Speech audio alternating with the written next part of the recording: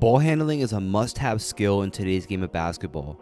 No longer is it acceptable to just have one or two guys on the floor who can handle the ball and then a couple other guys who let those guys do all the work. In today's game, everybody needs to be able to be comfortable putting the ball on the floor. This doesn't mean that every single person needs to be Kyrie Irving with the ball, but every single player should be comfortable putting the ball on the floor if they need to.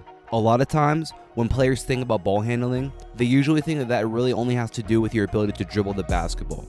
We've all done the timeless stationary ball handling drills, which are great on their own, but just doing those sort of drills is not going to be enough to make you a great ball handler.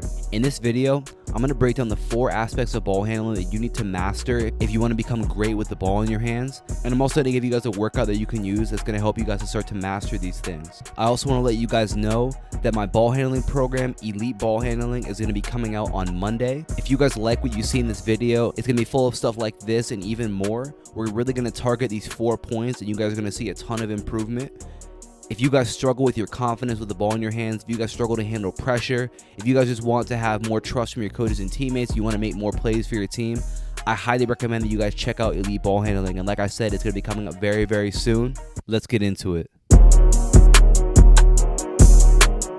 The first aspect of ball handling that we need to talk about is ball control.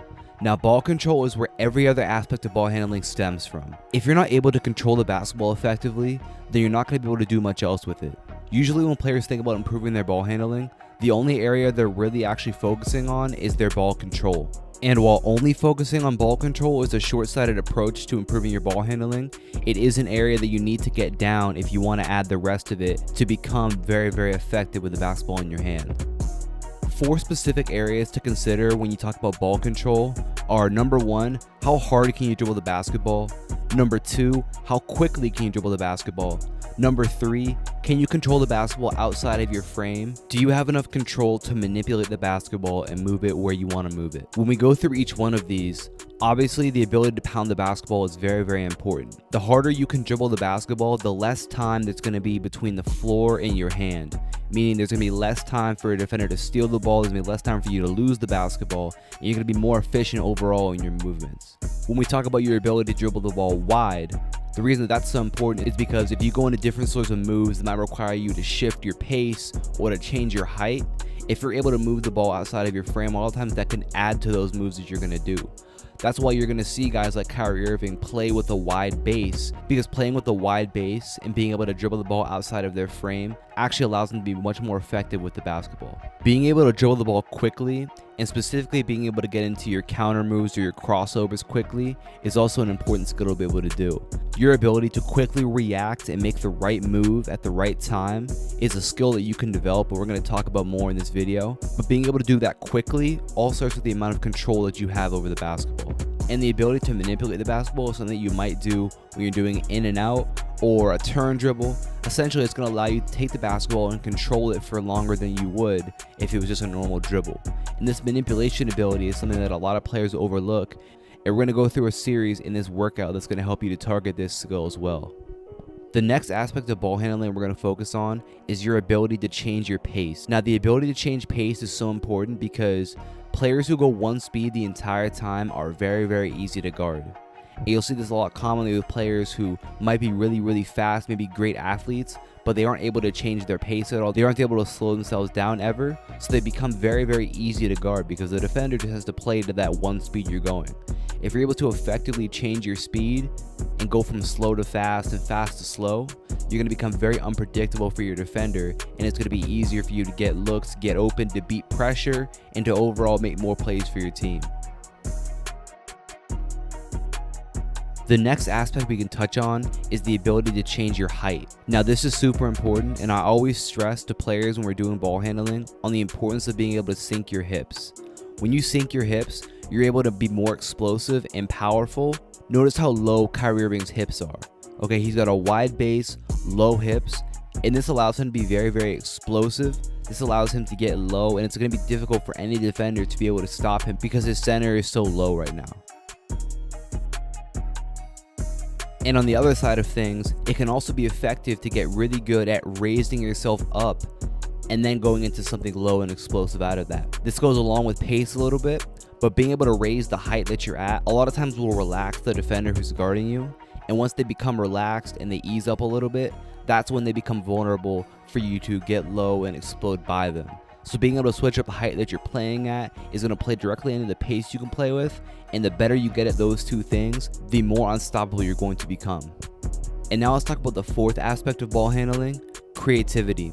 Creativity is by far the most overlooked aspect of being a great ball handler, and it's something that most players never train. A point that I always like to make is that no two plays in basketball are ever going to be the same. No matter how close it might seem, there's always going to be minor differences in each play you're ever going to see in a basketball game. And because of that, we need to make sure that you're prepared to react to those different situations. And that's where creativity comes in when it comes to ball handling.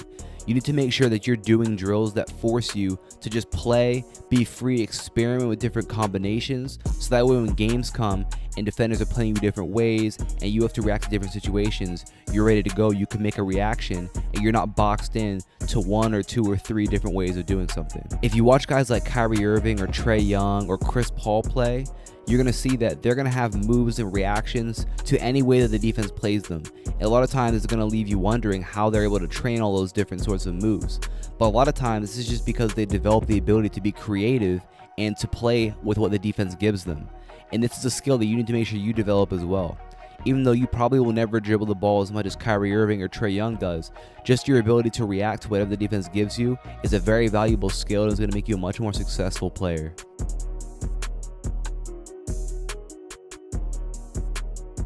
So in order to really target our ball control, we're going to work on something called manipulating the basketball. And what this is going to allow us to do is going to allow us to move the ball in space so that we can have control over the ball for longer. As you see me right here, I'm making sure I'm taking this ball back and forth over this cone. I'm not carrying it, I'm keeping my hand on top of the ball, but I'm making sure that I'm getting the ball from side to side. If you pay attention to my shoulder, you're going to see a slight turn every time that I bring the ball over and back, and this is the base of what we're going to do for this drill. Now we're going to get into our single crossover series. So we're going to go off of this dribble manipulation into a single crossover variation. The first variation we're going to go into is a crossover. The second one is going to be between the legs, and the third is going to be behind the back. As you see, I'm going off of these 3 dribbles. So 3 manipulation dribbles, then into our single move.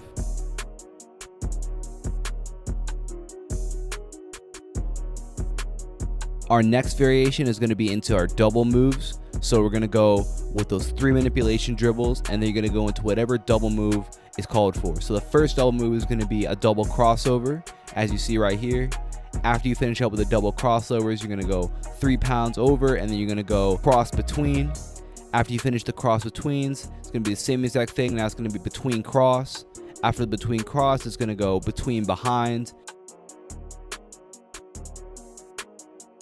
And then to finish it out, we're going to go double behind.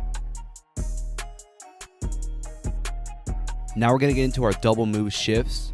So how this is going to work is you're going to start in a relaxed upright position with your dribble, and then you're going to go into a violent double move where you're going to shift your body weight, shift your shoulders, shift your eyes to sell the crossover before you cross back over, as you see right here. I'm dribbling, I go into my move, and I pull myself back in. This is targeting your ability to shift and change pace, as well as your ability to change heights, going from a high relaxed position to a low and explosive position.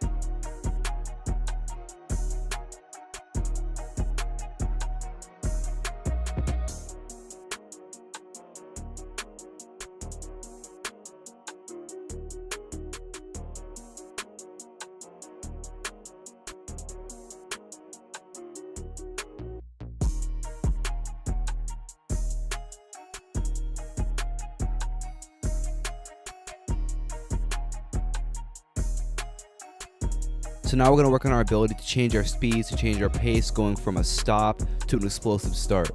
So as you see, you're going to set up 3 cones that look like this. You're going to start at that first cone. For the first variation, all you're going to do is explode as fast as you can to that second cone. You're going to come to a complete stop and go into a little mini hesitation. Right out of the hesitation, you're going to explode again to that last cone. and then you're going to repeat it with your other hand. The second variation we're going to go to is a double move into an explosive attack. So you're going to pick whatever double move you want. As you see right here, I'm going with cross betweens, and out of that cross between, you're going to explode that second cone. You're going to slow down to a stop, go into that explosive move again, or a different explosive move, get to that last cone. You can be creative with this drill. After you finish it with your right hand, you go to your left hand. We're going to finish it out with this full court True Creative Freestyle. So you're going to start on one end of the court, and you're going to go up the entire length of the court doing whatever sort of freestyle drill moves you want to do. This is your time to be creative, to switch up what you're doing, to work on different sorts of moves, to change your pace, change your height, all the things that we've been working on so far. Now's time where you can put them into action, and again, you can expand your creativity, which we've talked about being very, very important. This is one of my favorite types of drills because it allows us to encompass everything that we've worked on, and it's also going to help us develop that ability to be creative and to solve those problems and to be harder to stop in games. Like I said, my elite ball handling program is dropping on Monday, and it's going to target all the things we talked about in this video and even more. It's going to give you guys structured workouts to follow along so that you guys can see the maximum amount of results and really transform the way that you guys play with the basketball in your hands. Again, if you struggle with your ability to create off the dribble, you struggle with your confidence with the ball, with your ability to handle pressure, this program is really, really going to help you out, so I hope that you guys check it out. Make sure you guys check out my Instagram at Vision Driven Basketball so you know exactly when it's going live. And if you guys like this video, make sure you drop a like and subscribe as well. I'll talk to you guys soon. Peace.